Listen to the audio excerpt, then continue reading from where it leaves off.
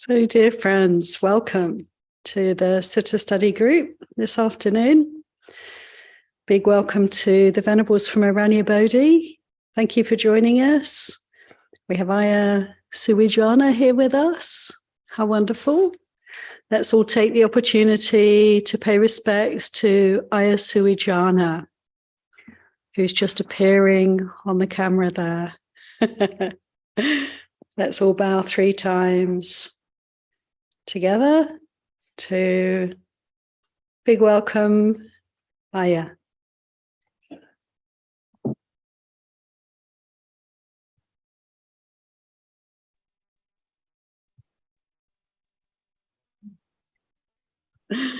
Wonderful to see you today.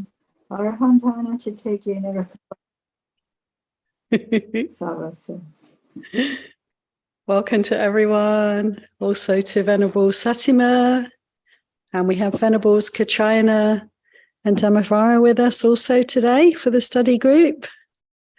And we have Anagarika Padibada and lay friend Satina also. So let's begin, as usual, with some time of meditation, just so we can settle in and find a spacious, peaceful start so that we can open our hearts and minds to these teachings. So please feel free to be comfortable and to settle in, and I'll give about 10 minutes for us to just all peacefully arrive.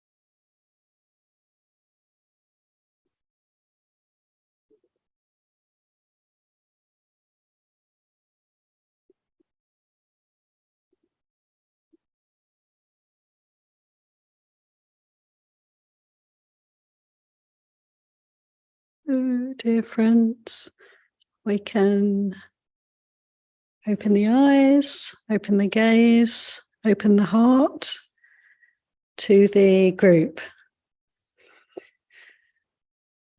Time to start investigating the suttas. And big welcome again to everybody, especially the Venables with us today, and all good friends who've joined us out there on Zoom. This is an open session. It's on a live stream, so you're welcome to appear or not appear as you wish. We're going to be continuing the chapter on Vedana, on sensation or feeling in Samyutta Nikaya, Vedana Samyutta, chapter 36. And I mentioned last week the Infirmary Sutta, the teaching the Buddha gave when he was visiting a sort of care facility. And so I think we'll look at this sutta, and we're going to look at the Bhikkhu Bodhi translation together. So allow me to pop this on the screen. This is number 7, chapter 36, sutta number 7. Here we go. And it's called the sick ward. So I'm actually going to invite dear friend Venerable Kachayana to give you a different voice, to do the readings for us. Here we go. Just move the view a little bit so you can see both of us. There. Thank you so much, Venerable Kachayana, for offering to read for us. And so let's begin. Yay. Right, the sick ward. On one occasion, the Blessed One was dwelling at Vaisali in the great wood in the hall with the peaked roof. Then in the evening, the Blessed One emerged from seclusion and went to the sick ward, where he sat down in the appointed seat and addressed the bhikkhus thus. Bhikkhus, a bhikkhu should await his time mindful and clearly comprehending. This is our instruction to you. And how, bhikkhus, is a bhikkhu mindful? Here, bhikkhus, a bhikkhu dwells contemplating the body in the body, ardent, clearly comprehending, mindful, having put away covetousness and displeasure in regard to the world. He dwells contemplating feelings in feelings, mind in mind, phenomena in phenomena, ardent, clearly comprehending, mindful, having put away covetousness and displeasure in regard to the world. It is in such a way that a bhikkhu is mindful. Great. So perhaps we can have a little pause here and just to take in so far the Buddha's advice to those who are unwell. One should await one's time, mindful and clearly comprehending. This is our instruction to you. It's really marvelous, isn't it? It's so sort of clear and what's the word? Unvarnished? I don't know. It's just there's nothing flowery here. No expressions of sympathy, no expressions of concern or anxiety. No, this is what we want to do. Await our time, mindful and clearly comprehending. This is the Dharma. I find that very powerful as a beginning to this teaching. And then the next paragraph, we can hear, can't we, the resonance with the Satipatthana Sutta, the Kayanupassana, aware of the body, Vedananupassana, aware of feelings, Chittanupassana, aware of the state of mind, and Dhammanupassana, aware of the mental phenomena. This is clearly a reminder for most of us, isn't it, of the Satipatthana Sutta, how to be mindful. these four resorts. So let's come away from the text for a moment and just open up the view and see if anybody would like to come in with any comments, reflections, questions on this verse. It's like straight in, isn't it? Straight into the teachings. I can't think of the word, but it's completely there's no introduction, there's no small talk here. This is what we do. This is the way to relate to life, to sickness, to death.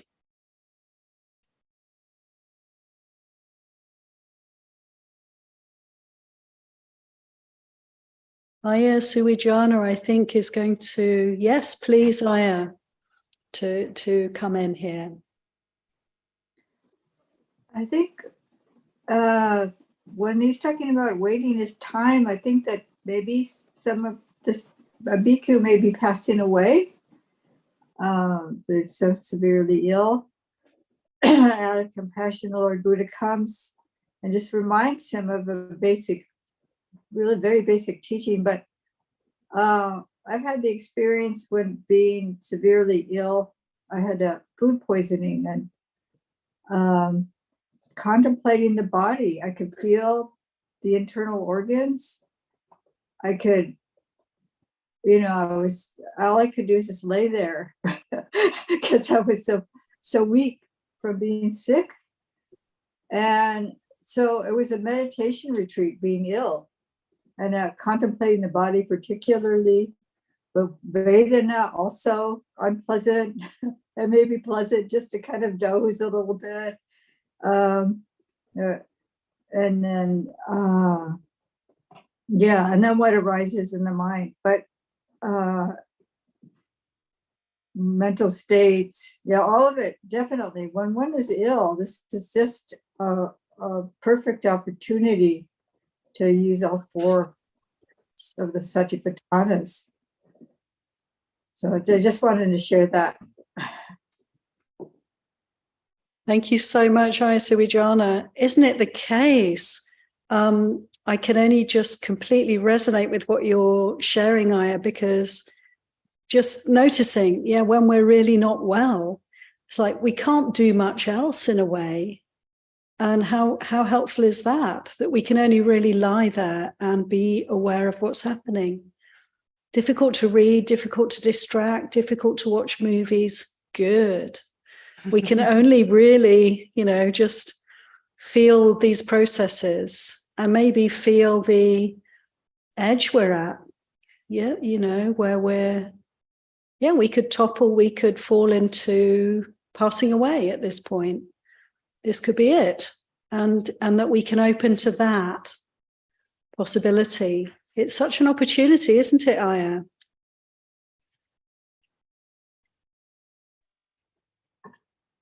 Samita. Hello. I'm so sorry. I have a very basic question for you.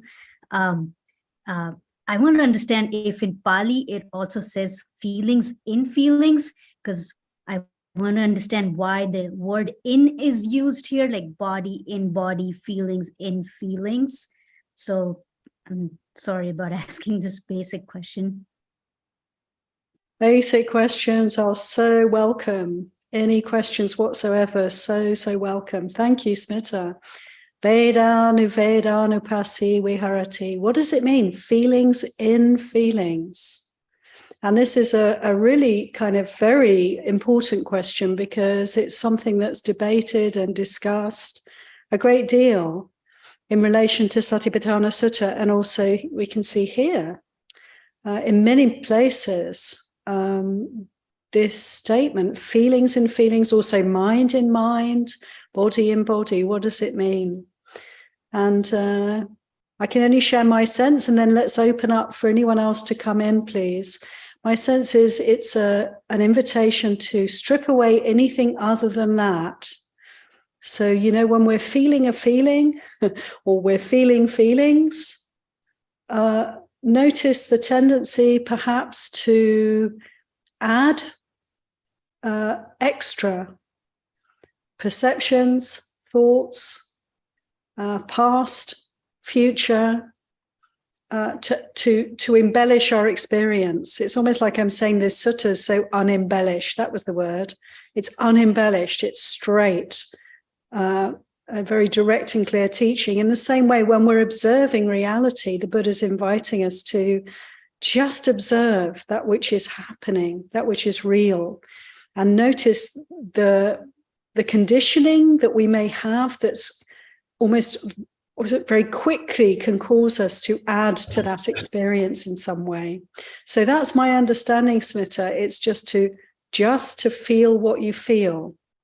Not to name it, not to label it, not to add anything in, not to connect it to anything else, just this feeling. Anyone else like to come in with this wonderful question from Smita? Any other comments on this particular question? There are a number of different translations out there of this, because it is actually a point that has been debated, as you said. So others I've heard are like the body as a body, feelings as feelings, etc. Or Bhante Sujato, I think, says meditates observing an aspect of the body or an aspect of feelings. And then he has his whole story of why he chose that translation. Why did he choose that translation? Do we know? See, I'm not sure I'm going to accurately explain it, and I would refer you to his actual explanation. But what I remember of it, I think, is that in the Satipatthana Sutta, it's giving you all these different ways of doing it, right? Looking at, for instance, the parts of the body as one way of looking at an aspect of the body, right? Or the elements, or the breath, or any of these things are like taking some aspect of the body or taking some aspect of feelings and looking at that. It's like, I think that may have been part of it. But anyway, I'm not certain I've got his whole reasoning down for it. So that's great. Thank you so much, Venerable. Yeah, that sense of focusing and separating things out and just being with what is actually one moment of experience, as it were, something along those lines. Yeah, that's really helpful. Thank you. To notice, that there are, as Venerable Kachayan is pointing out, there are these different translations which are helping us to tease out the meaning here. Feelings in feelings, an aspect of feelings. How does that sit with you, Smita? Does this all make sense, or do you have any more questions coming up? Yes, definitely. If you were to say contemplate, as in think about body as body, it would make more sense. So I realize that it is just a different translation, body in body, mind in mind. But what is the, Pali version? If you were to literally take the Pali words and read it, does it say mind in mind or mind as mind? Would there be, is it possible for me to find that out? Yeah, totally.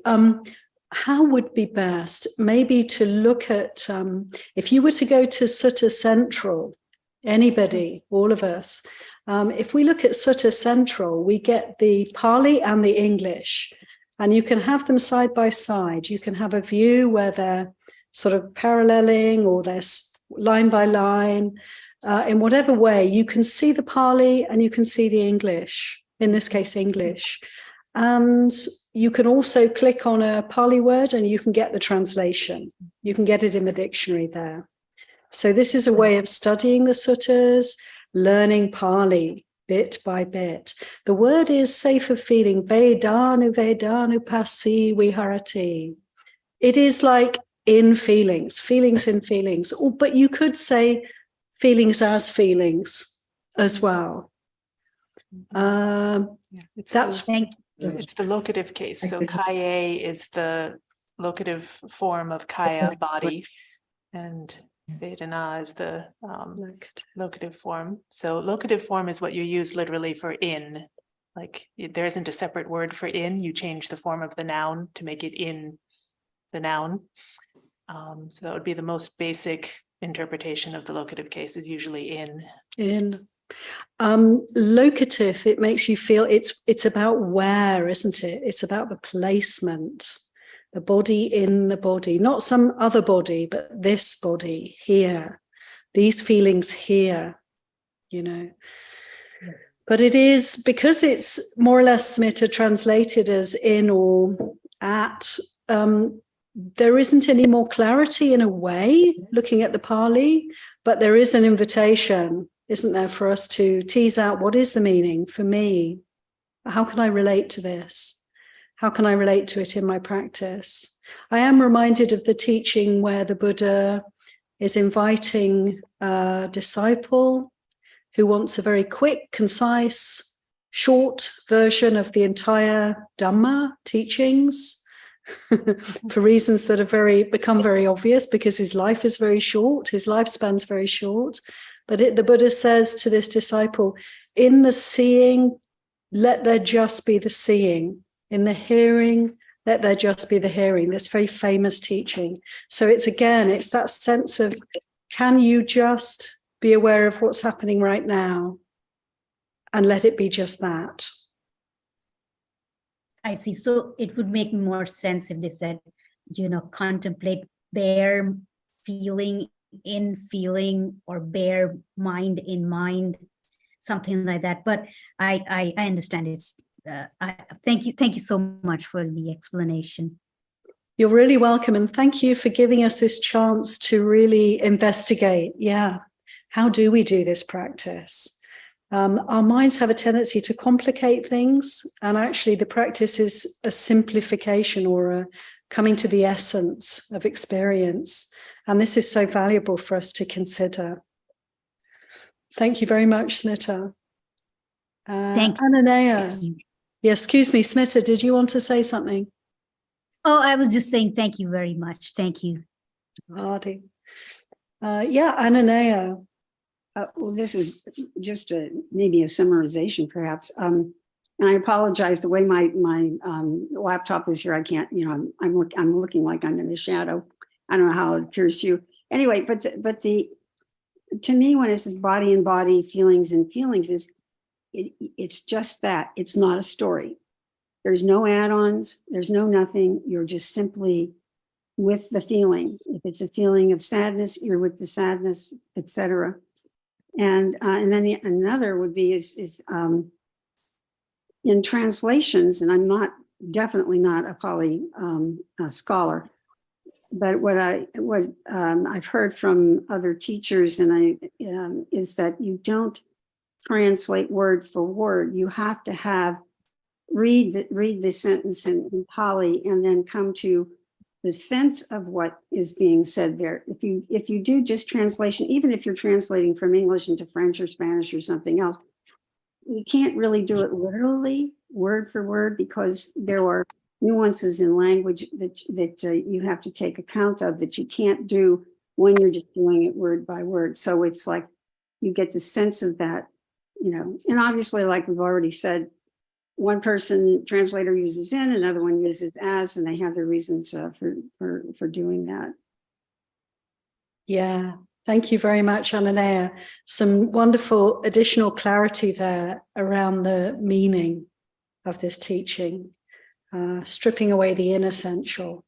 Yeah, thank you very much. Din Wei. So this is kind of just something that I heard Ayakema say, like in every teaching, every practice is to gear it towards the insights. So when I read body and body or feelings and feelings, it's pretty much what everybody has said. And then another layer is like, in particular, body and body, there's no self. It's you're working towards the wisdom of non-self. So that's kind of the uppermost, I guess, layer of achievement that we can hope for. And then feelings and feelings. I mean, also, right, the impermanence and suffering. But in particular, I think what, for me, when I read that repetition, it's like, oh, it's really pointing to the non-self. Thank you. Sadhu. Thank you, Dinwi. Beautiful to bring in Ayakema here. And that layer, or that hugely influential sense of selfhood that colors our experience. Yes, that this is also, the invitation is to be moving through that, to be maybe aware of that and see that. And as we notice that selfing, that sort of process, to be able to let go. And it's a process, right? It's but this is bringing in, actually, Dinwi, thank you for this, because you brought in, in the Satipatthana Sutta, there is the refrain after every teaching to notice the arising and passing, to notice the impersonal nature, therefore. So this is really good to, remember, and it's part of the advice from the Buddha, how to come to the essential, how to strip away all the additional layers that we put onto our experience. Wonderful. Thank you, Dinwi. And Cynthia. Hi, everyone. Yes, I was going to pretty much say the same thing, that seeing the feeling like as a feeling, like it's not a personal feeling, it's not my feeling.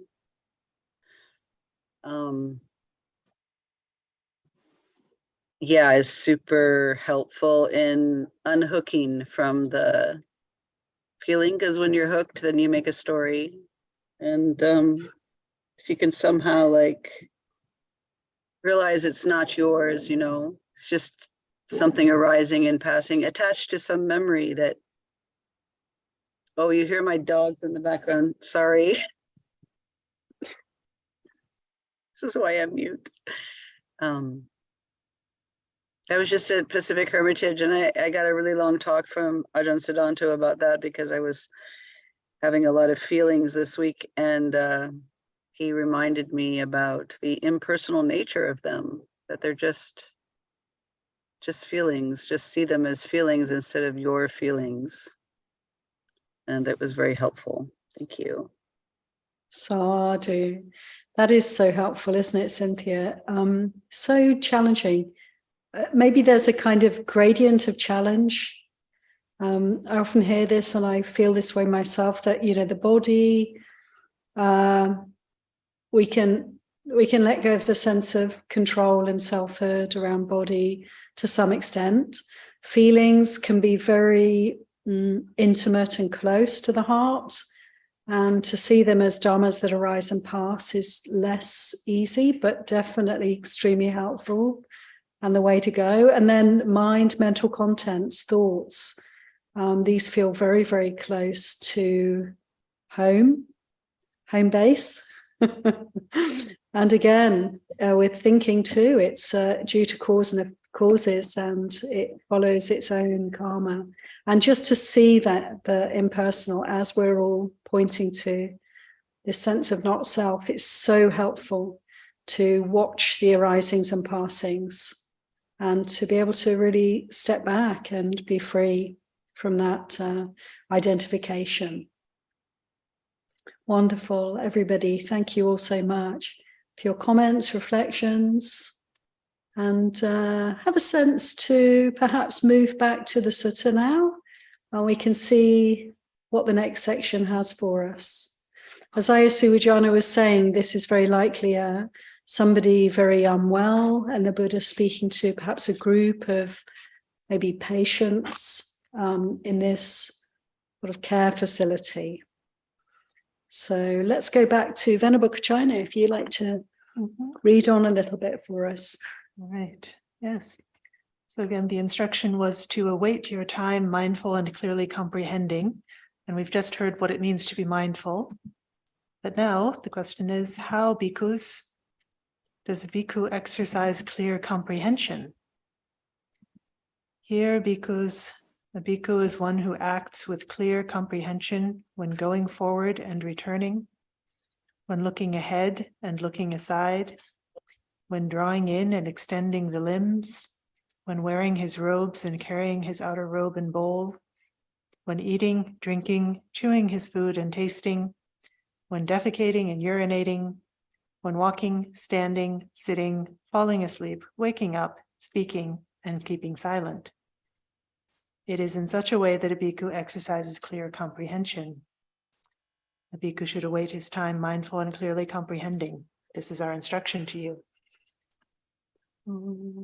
So a repetition there of the initial teaching, to be mindful and clearly comprehending. And then we have the broader teaching on, essentially, isn't it, all the bodily activities, all the kind of day-to-day activities. So not just when we're meditating formally, but in every part of our lives. Can we be simplifying, stripping away, noticing what's actually happening here? You know, when we're eating, when we're on the toilet, when we're moving around, how often we might be thinking ahead about where we're going or distracting ourselves from what's actually happening, and how helpful to come back to base, come back to the reality. It's so calming actually for us, isn't it, to be able to be present and to just do this much when we're eating. It's kind of tragic to me that we're receiving this nourishment, life, energy, and people can so often distract away from that into, I don't know, watching movies or chatting. And I'm not saying that there's anything wrong with that. It's just that there is this receiving that's happening. And it's a profound gift to be able to eat and to receive nourishment, whether we're samanas or not. It's a gift. Our training is to fully receive with great gratitude whatever we're offered to sustain our lives. And this is such a helpful teaching for us. But we can all do this and be grateful, you know, to have the nourishment that we need, even if we're picking and choosing it ourselves. How wonderful that we can do that we have this opportunity, and so forth. So to be really taking in the Buddha's instructions here and considering every kind of activity and how mindful can we be. Any comments, reflections on this topic? Again, we can note from Satipatthana Sutta, the very same instructions are found there, aren't they? In the Kaya section on seeing the body in the body, seeing the body as the body.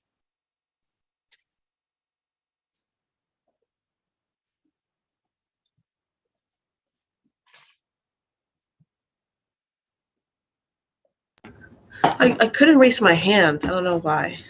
That's okay, Marian. Come on in. But I wanted to share that, for example, right now, like I'm trying to cook because I'm starving, and it was like timing didn't, but I didn't want to miss the Dharma talk, you know.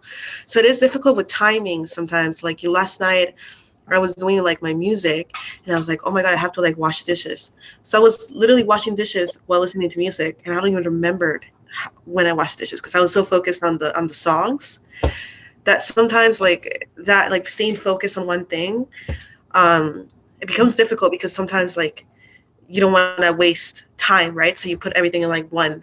I don't know how to explain that. So I wanted to know like what kind of practice can I do to, you know, not do it as often.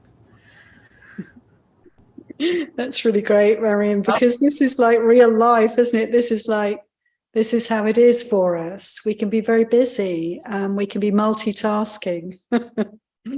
And yes, the Buddha said, be aware of each movement. And so how can I do that and do all these other things I have to get done?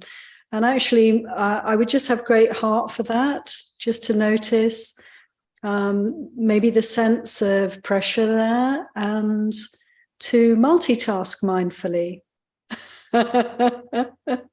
You know, if we are multitasking, can we be mindful about it? Can we do two things at once mindfully? And notice, you know, actually, my sense is that the more we pay attention to this body and these feelings, this mind, these thoughts, we tend to quite naturally, as the Buddha said in one of the suttas in Majjhima Nikaya, when we start really observing this experience, the tendency is to notice that, gosh, we're really running. Why don't we slow down and just start walking?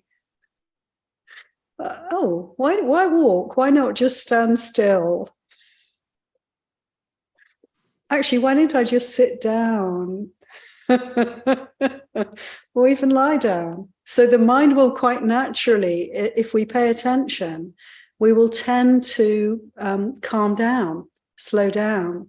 And we can actually choose, of course, you know, how much activity we have in our lives and how busy we choose to be. We really can. And life goes at a very fast pace nowadays. Maybe people have always been saying this. I don't know. People certainly say it nowadays. We're going at a very fast pace. There's a lot of stress. There's a lot happening. But actually, this is a choice for, you know, it's a choice for us. And when we develop our practice, we may find life quite naturally calming, simplifying, and maybe slowing down. This is just a reflection. I don't know what you think about that, Marion. And I'm not in any way disagreeing that sometimes there's a lot to be done, and that's just how it is. Anything you'd like to come back with? You know, I was listening to you guys when I was cooking, and there was well, I'm cutting vegetables right now, and I was listening to you guys like be focused when you urinate, when you sleep, and I was literally cutting, like trying to breathe. Okay, let's focus on actually cutting vegetables, trying to bring like what you're saying into like the moment. So I just thought I wanted to share that because I was literally listening, and I was like, oh yeah, I gotta remember to breathe while I'm cooking. That's really wonderful, Marion. And yeah, you know, whatever we're doing, it's all good. And we can just keep developing the mindfulness. And I find one thing very helpful if I'm feeling busy and I'm feeling like there's a lot to be done. You know, it's a very good time to focus on the breath or focus on the feet touching the ground. We can always do these things.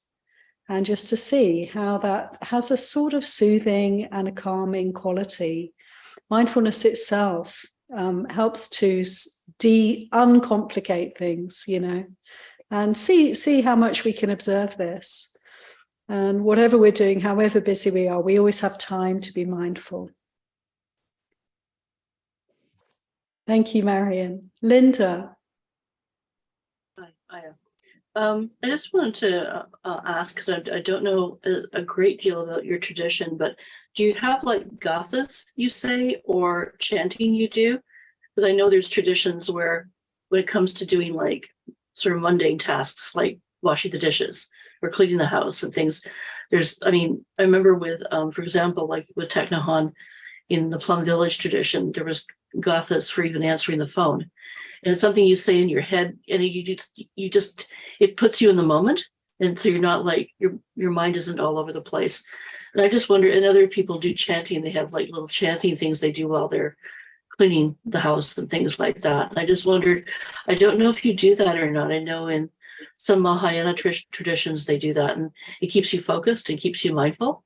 It keeps your mind from wandering all over the place and thinking about other things, and sort of just focusing on what you're doing and not worrying about what you have to do next or what you have to do tonight, things like that. So I was just curious if you had that at all. Yeah, thanks, Linda. That's a great question. I would say the emphasis, looking at the early Buddhist teachings, is not so much on adding in mantras or other ways of, you know, helping the mind to sort of rein itself in, as it were. But definitely, you know, these are techniques that can be very useful. And if the mind is very agitated, if we're very busy and our mind is scattered, we notice that, you know, we're feeling even more kind of chaotic than all the business around us that's going on, then we can, use phrases, use chantings, have a mantra to help us to, bring the mind to a place where it's just going along one channel rather than 5 different channels.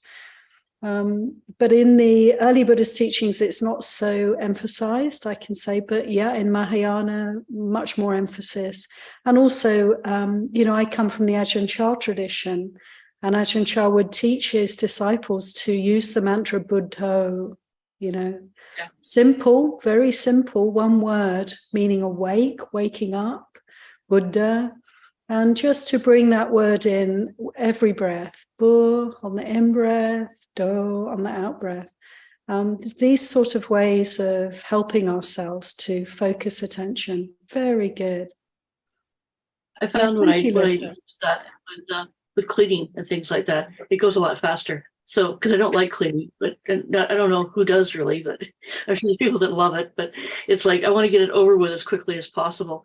And I find when I do that, it goes, I don't know, it is like it goes a lot faster. And it's a lot less painful to have to, actually do, especially cleaning the bathroom or something, which is probably the worst one.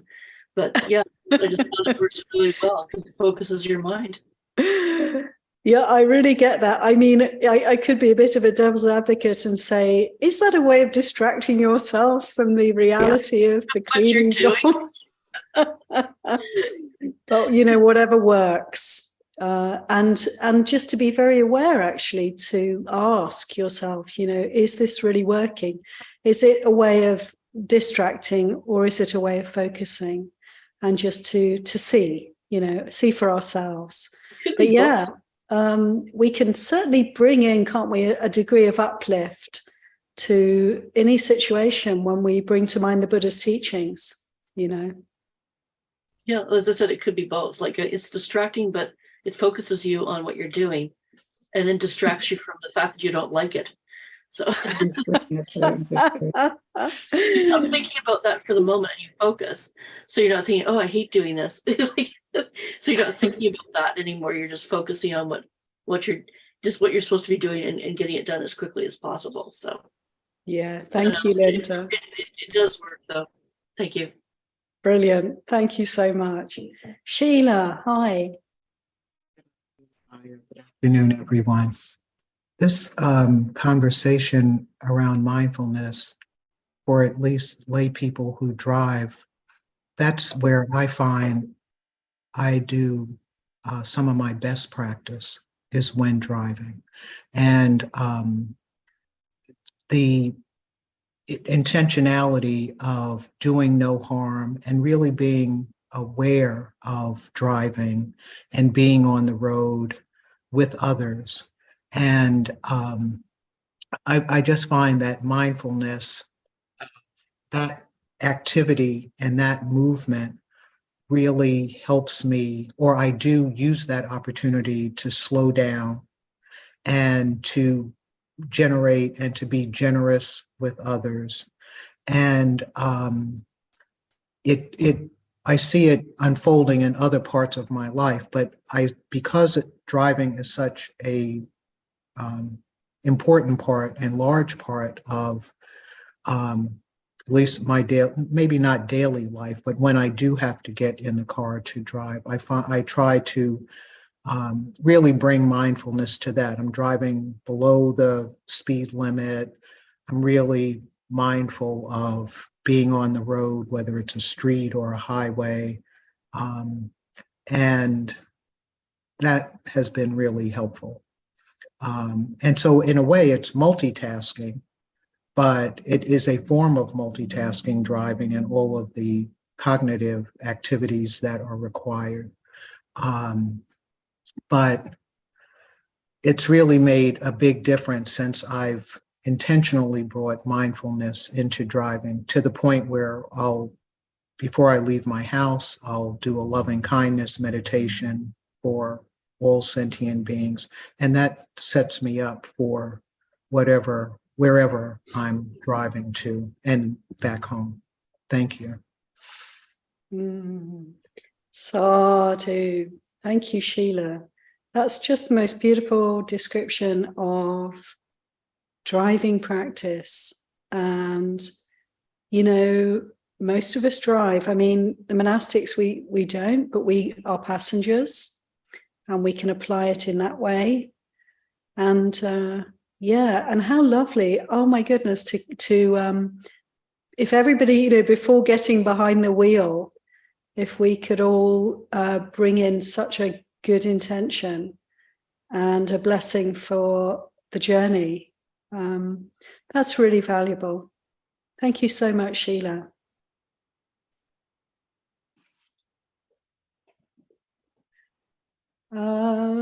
Yeah, Aya Suwijana. Am I unmuted? Yes. Oh, can you hear me? Yes. Yeah, I'm just wondering if we can move on with the sutta, because it's a very rich sutta, and some of what the questions people are asking are maybe even addressed as we go along. So I hope that's all right for me to say this, but I just thought maybe it would be good to Thank you. Thank you for the encouragement, Aya Suwijana. We are going to do that. But first, just to check with Elaine, would you like to come in now, Elaine, before we continue the sutta? Elaine had a hand up. I was willing to go on, but just a quick reflection. I'm retired, and when life gets really slow and you quit all these activities, you find that there's stuff going on that you can't ignore anymore, right? And that's when I think you have to move ahead and figure out what you're going to do with it. But just a reflection, personal reflection. But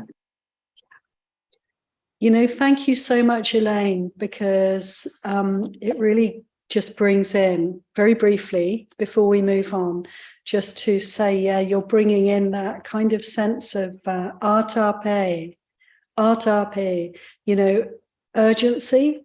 And as we face the aging process, yeah, the sort of sense of what's important really starts to clarify, doesn't it? And I really appreciate you bringing that in. And on that note, time is short. Let's go back to the sutta and invite Venerable Kachina to read on. I think that is actually a good segue into our next section. Totally. Sort of. So that whole section, yeah, three. Yep. Wonderful. Please, this is a fairly long section, everybody. So my encouragement is let's all sit and really come into the practice and listen, tune in to the voice of Dharma. Okay. To get the text. While one dwells thus, mindful and clearly comprehending, diligent, ardent, and resolute, if there arises in one a pleasant feeling, they understand thus: there has arisen in me a pleasant feeling. Now that is dependent, not independent. Dependent on what? Dependent on this very body. But this body is impermanent, conditioned, dependently arisen.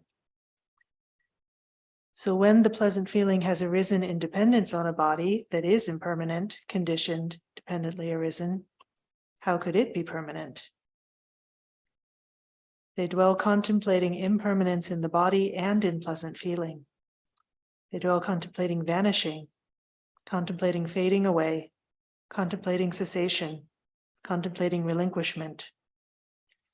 As they dwell thus, the underlying tendency to lust in regard to the body and in regard to pleasant feeling is abandoned by them. And while one dwells thus, mindful and clearly comprehending, diligent, ardent, and resolute, if there arises in them a painful feeling, they understand thus: there has arisen in me a painful feeling. Now that is dependent, not independent. Dependent on what? Dependent on just this body. But the body is impermanent, conditioned, dependently arisen. So when the painful feeling has arisen in dependence on a body that is impermanent, conditioned, dependently arisen, how could it be permanent? They dwell contemplating impermanence in the body and in painful feeling. They dwell contemplating vanishing, contemplating fading away, contemplating cessation, contemplating relinquishment. As they dwell thus, the underlying tendency to aversion in regard to the body and in regard to painful feeling is abandoned by them.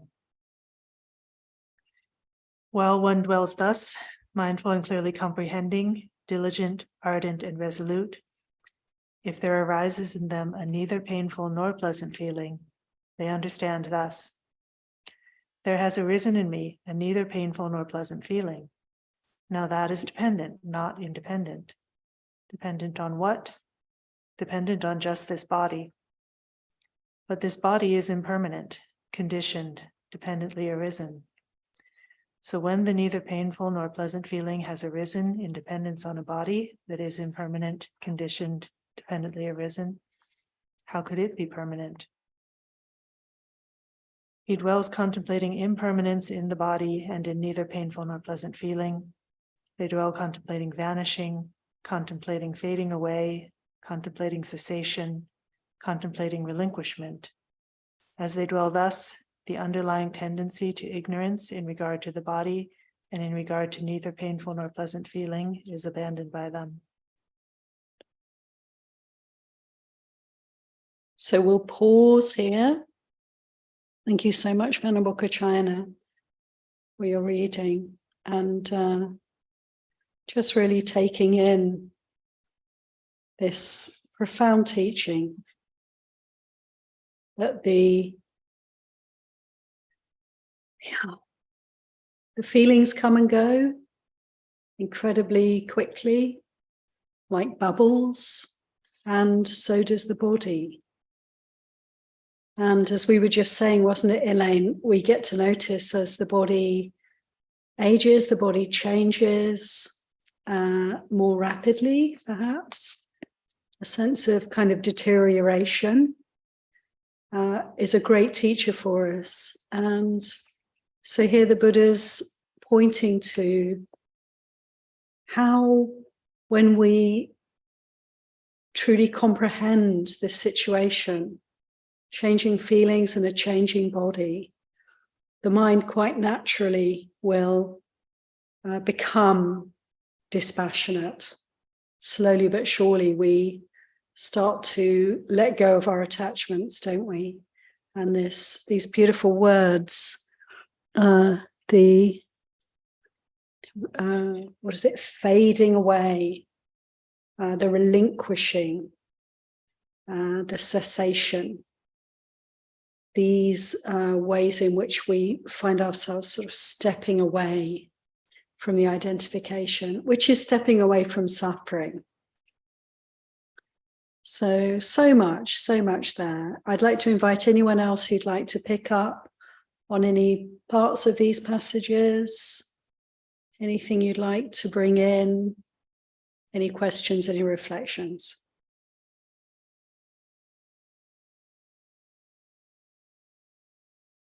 Ayasuwijana.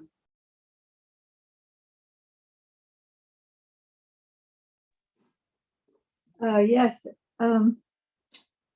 If I just wanted to point out that there's the three kinds of Vedana, and then the three kinds of unwholesome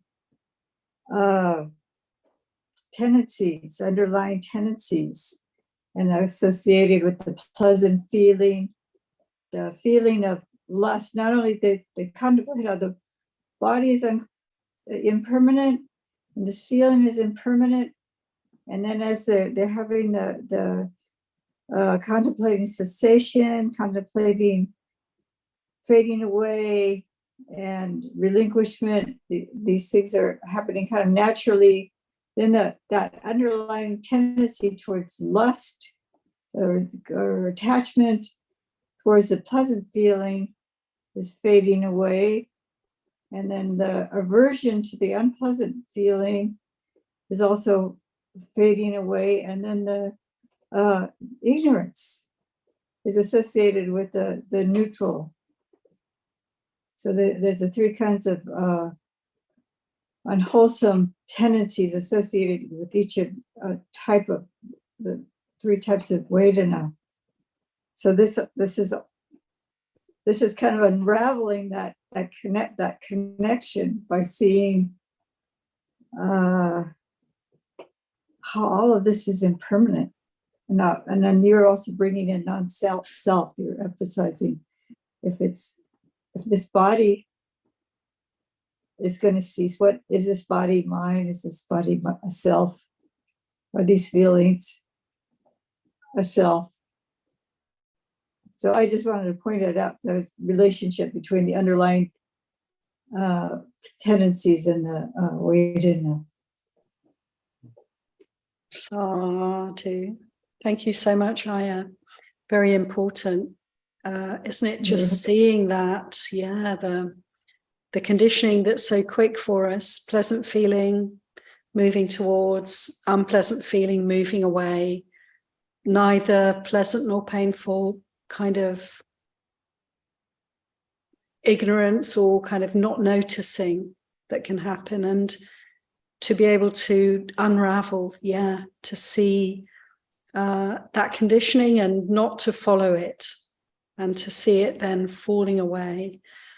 And all within this context of change, to have that in mind in a way, isn't it, friends? To keep remembering impermanence, there's a flow, there's a constant change happening here. And this is a very rich section, and worth looking at this sutta again and again, because like so many of the teachings of the Buddha, it's all here. The entire path is here for us, and this description of the way it is and the way that mindfulness can penetrate these layers and come to the reality of, yes, change, not self, and moving away from ignorance towards understanding. Wonderful. I see Julie, did you want to say something? Maybe not. There was just a little something in the chat box which I've never figured out how to follow. Click on let's have a quick look at the chat box. Double click. Okay. No, just sadhus. Can you hear me? Wonderful. Yeah, we can hear you. Okay. Go ahead, Julie. Yeah. I'm learning all of this stuff and how to figure out the suttas, and it's driving me crazy. But then also I also understood that Bhikkhu Bodhi does not believe in the ordination of women as monks. Is that correct? I don't know. But at any rate, I just wanted oh no, that's not correct. Oh, good. Let's dealt with that one then. Okay, next. Yeah, but then also I just wanted to thank the Venerable Bukini for reading in a kind of gender neutral subject, because I think that's like one way very easily for me to like shed a lot of stuff and just be able to focus. So I really appreciate that. Sadhu, yeah, good point. Yes, you're bringing in the whole world of gender. A cause of great dukkha for some, if not all of us. We can just be aware of that, and how the Buddha, I think the Buddha's teachings really do transcend these ways in which we separate out, and perhaps even in a deluded way, make this better and that worse and so forth. None of this has a place really in the human heart, and it's just very good to try and allow the text to be inclusive. So thank you very much, Venerable. And that's Susan at the door. I'm going to go see Susan. Okay, Venerable Krishna has to disappear for a moment. We're awaiting a visitor who needs some attention. But yeah, and Bhikkhu Bodhi is very supportive of Bhikkhuni ordination. So he's a scholar. He's a great scholar, as we know, most of us know. He's done all these extraordinary translations of the major Pali Canon texts. Huge amount of work over many, many years. Great gratitude to him. And he's also explored the texts that relate to ordination procedures and so forth, and more or less shown that there are no obstacles to, of course, to women ordaining. So he's a sort of an ally in that sense, or a supporter in that sense, simply supporting the truth and the scholarly understanding of the scriptures that we have. So thank you, Julie, for that. And anyone else like to come in at this point? Coming back to the text, coming back to these passages. Sheila. Thank you so much. Just my reflection, and I just wanted to thank you for, with regard to neutral feelings, my understanding has been, and what I've heard in Dhamma talks and reading, neutral being neither pleasant or unpleasant, but I learned quite a bit in the past few moments where neutral is also ignorance, and then the piece of teaching that I find most important, moving from ignorance to understanding.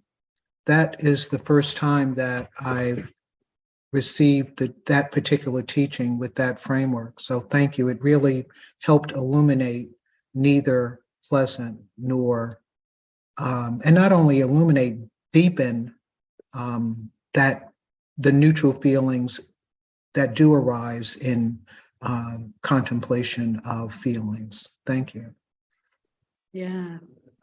Thank you very much, Sheila. It's really good to focus on that aspect, isn't it? Because, you know, a lot of our formal practice can be an experience of finding it difficult to notice anything obvious going on. So pleasant, unpleasant, these are very obvious for us, but a lot of our experience is actually neither pleasant nor unpleasant, particularly when we're sitting peacefully, you know, trying to open to what can be experienced in this moment. And this is a great encouragement for us to really investigate the neither pleasant nor painful. This is the third aspect of feelings. It's huge. And yeah, to see how we can move through and notice the connection, the sort of tendency maybe when there's nothing very dramatic happening for us to sort of switch off. And our practice is one of waking up and opening up to the more subtle experiences and see where that takes us. It's just a huge part of our practice. And I'm so glad that it has this quality of illuminating and deepening for you there, Sheila. I recommend everyone to, you know, after this group, to sit down and read through the sutta again and just give it some chance to really percolate through. This is contemplation, isn't it? We don't just read a teaching once, we allow it to illuminate our practice, come back to it again and again, let it be a week-long practice or longer to study, to really contemplate, bring into the temple these texts. Anybody else like to come in at this point?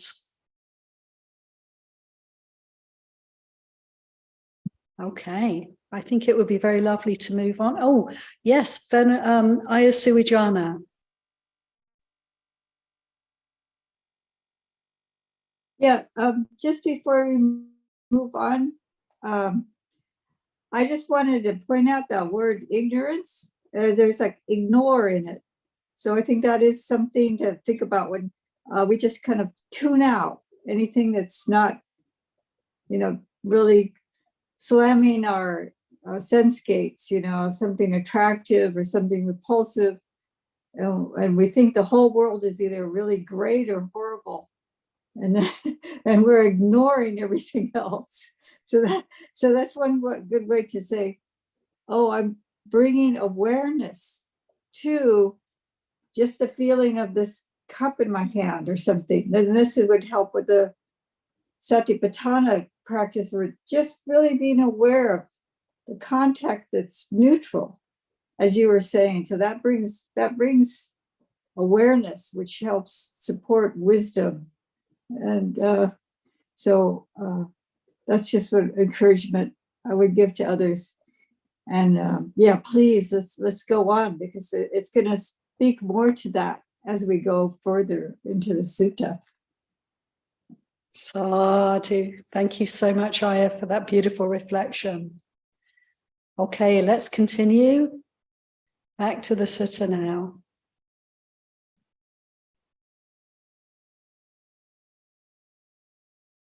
So continuing on, if one feels a pleasant feeling, one understands it is impermanent. One understands it is not held to. One understands it is not delighted in. If we feel a painful feeling, we can understand it's impermanent. Understand it is not held to. Understand it is not delighted in. And if we feel a neither pleasant nor painful feeling, we can understand it's impermanent. It's not held to. It is not delighted in. If we feel a pleasant feeling, feel it detached. If we feel a painful feeling, feel it detached. If we feel a neither painful nor pleasant feeling, feel it detached. When we feel a feeling terminating with the body, we can understand, I feel a feeling terminating with the body. When we feel a feeling terminating with life, we can understand, I feel a feeling terminating with life. And we can understand, with the breakup of this body, following the exhaustion of life, all that is felt, not being delighted in, will become cool right here. Just as an oil lamp burns depending on the oil and the wick, and with the exhaustion of the oil and the wick, it is extinguished through lack of fuel. So too, when one feels a feeling terminating with the body, a feeling terminating with life, we can understand, with the breakup of this body, following the exhaustion of life, all that is felt, not being delighted in, will become cool right here. So, dear friends, there is the guidance, isn't it? The guidance for life, the guidance for life right up until its end. And how, to me, this is incredibly, in a way, comforting, in a way, sustaining, because this is what's needed. This is what is to be done. And if we really focus our attention on this teaching, we don't have time to flail around, to sort of rail against our fate or to make a problem out of reality, but rather we are pinned to the point, aren't we, of what's being experienced right now, right up until there's no longer any experience. So this is a tremendous teaching, what we could share perhaps with people who are facing, we're all facing death, but people who may be, really needing some sense of guidance and support coming up to this time of the great letting go. What a beautiful sutta, what a wonderful sutta, this teaching from the Buddha to the hospital patients. Any comments, reflections? If anyone would like to come back to any of these particular phrases. Just grabbing the book here so I can have a look myself.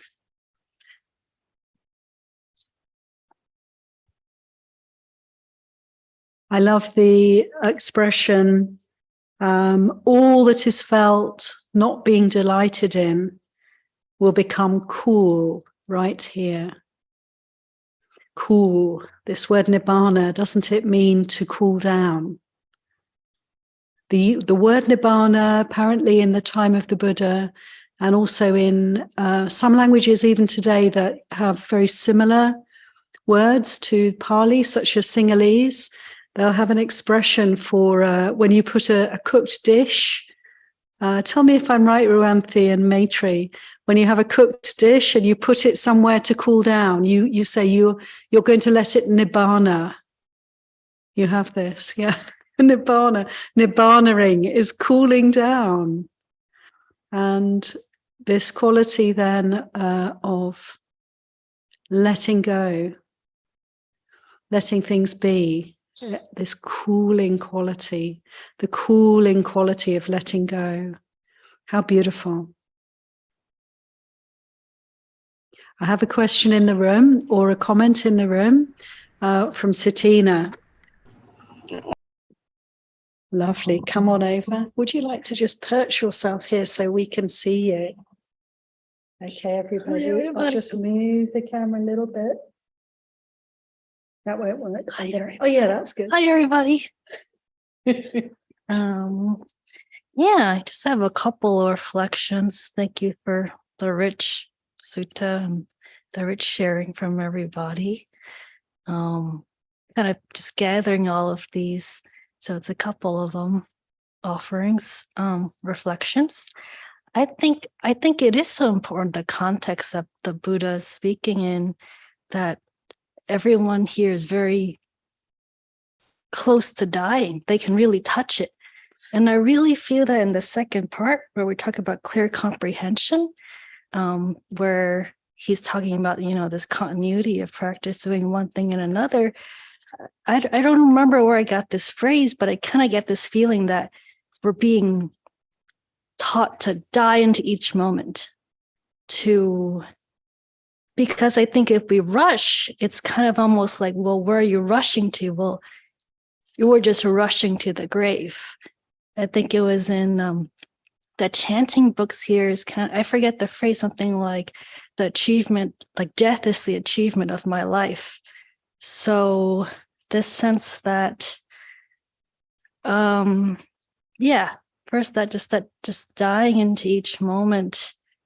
And then also I feel that the sutta really clearly, the teaching on the fathom long body, that everything comes from this body, that he's saying that in the part right before this one where he says, everything is dependent on just this body, like from the body, everything, then everything else comes.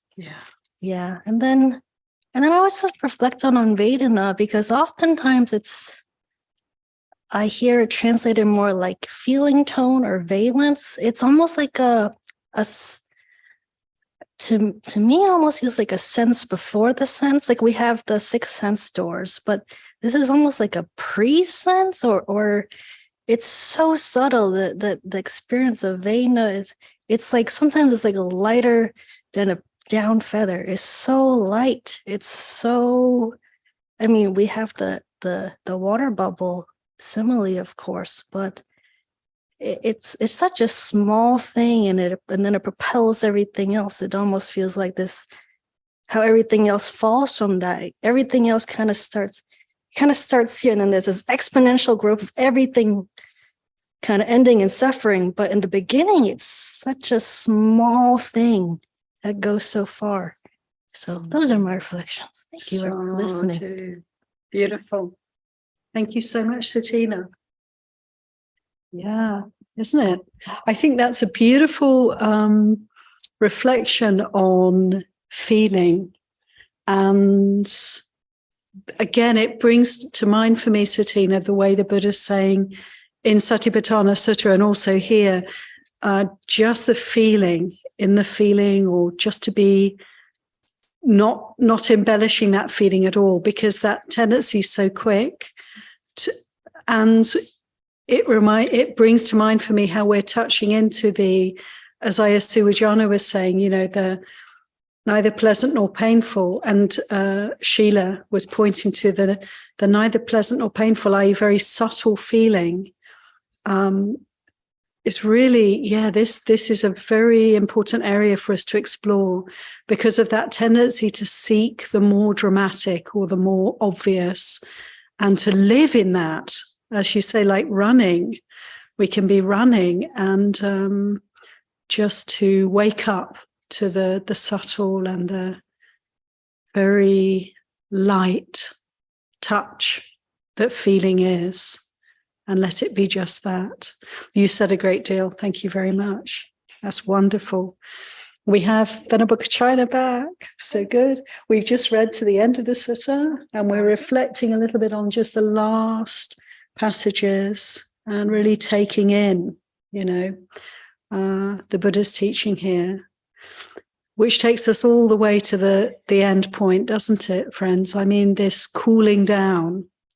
The invitation when it comes to the end of life, can we let it all go? Can we not have any unfinished business? Can we let everything cool down right there? And we can. And this is a great encouragement for us to consider very deeply the opportunity that's coming for us, isn't it?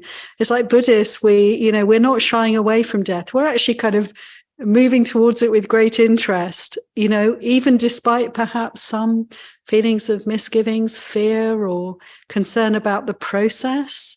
But actually, we have the guidance, don't we, to take us all the way with a very open mind and heart, learning from every moment of this journey. So we can, we're not shying away from this. And indeed, we have the opposite attitude towards birth, don't we? It's like we're not inviting birth here.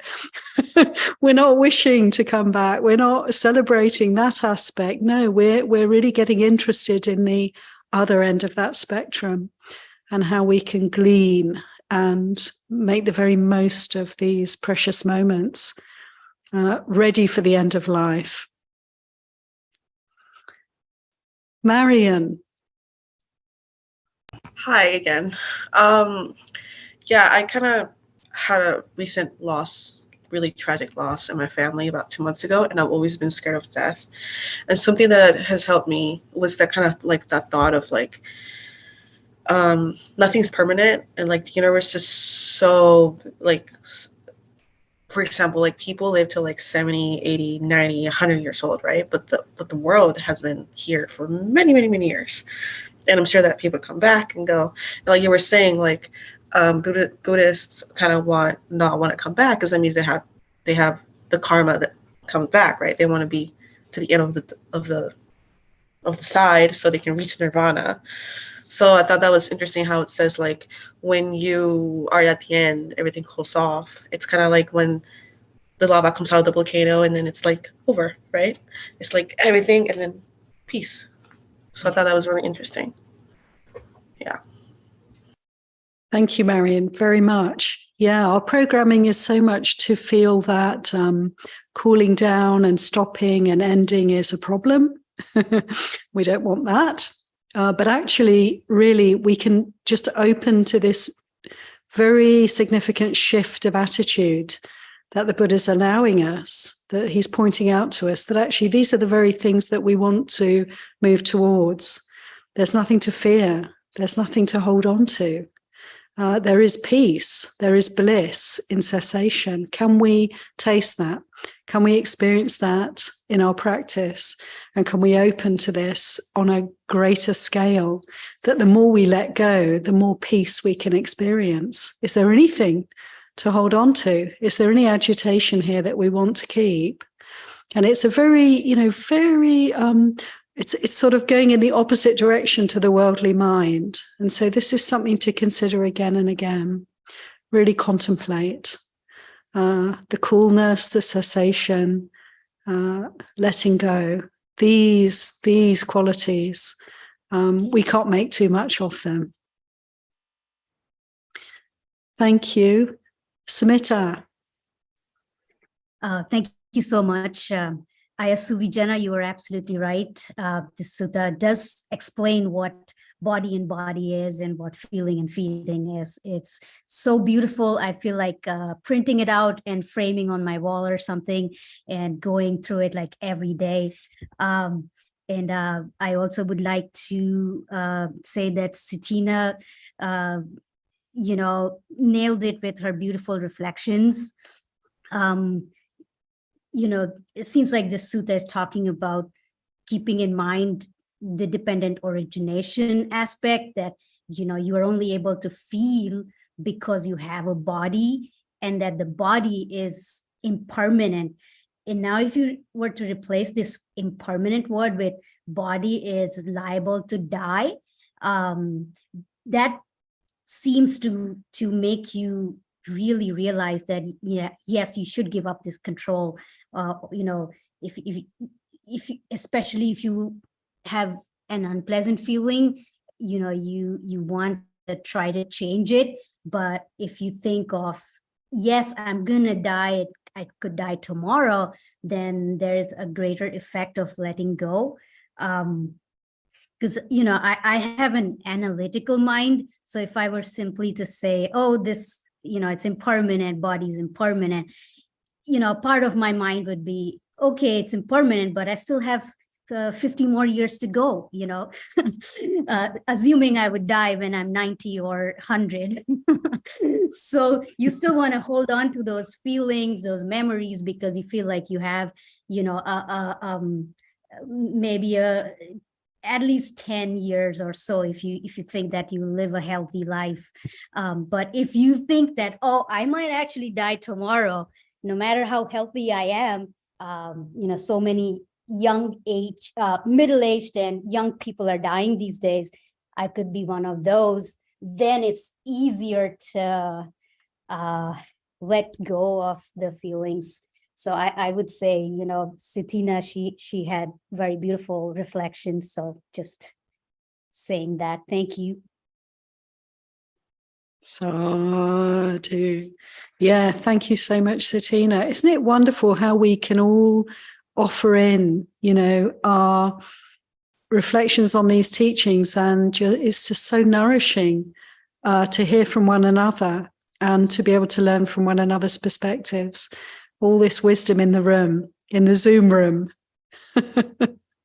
is really something to cherish. Great gratitude to everybody for all of your contributions and for your patience and listening, also for your practice, in short. So, dear friends, we've come up to the end of this session. We can finish by paying homage to the teacher. And just before we finish, I want to mention that on Tuesday evening, we have Ayatata Loka with us off of her retreat. Her month of solitary practice will be ending very soon, and she'll be coming along on Tuesday evening to speak on Dhammanupassana. So please tune in, live or later. Should be a very wonderful evening of Dhamma. So big gratitude to Ayasuvijana for being with us.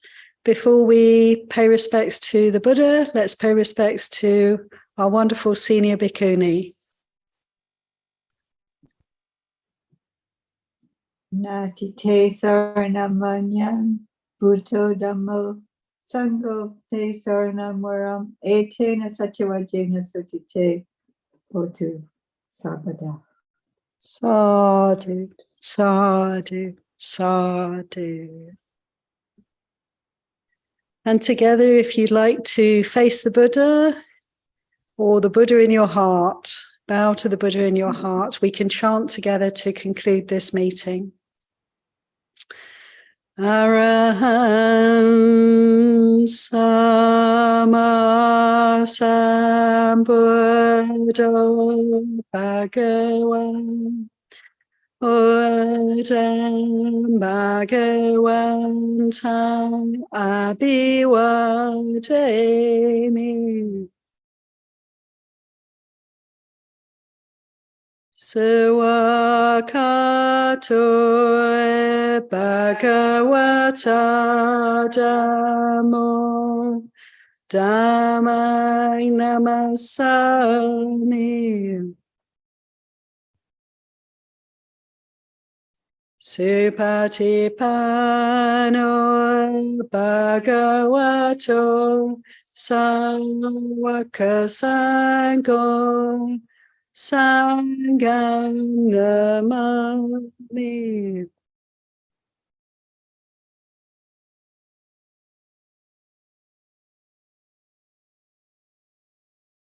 Thank you, Aya. Thank you. Thank Aya. you. Sadhu, Thank you. sadhu, thank Sadhu. Have a good you. week. See you Thank Tuesday. you. Bye. Thank you, Ayas. Thank you very much, Venerable.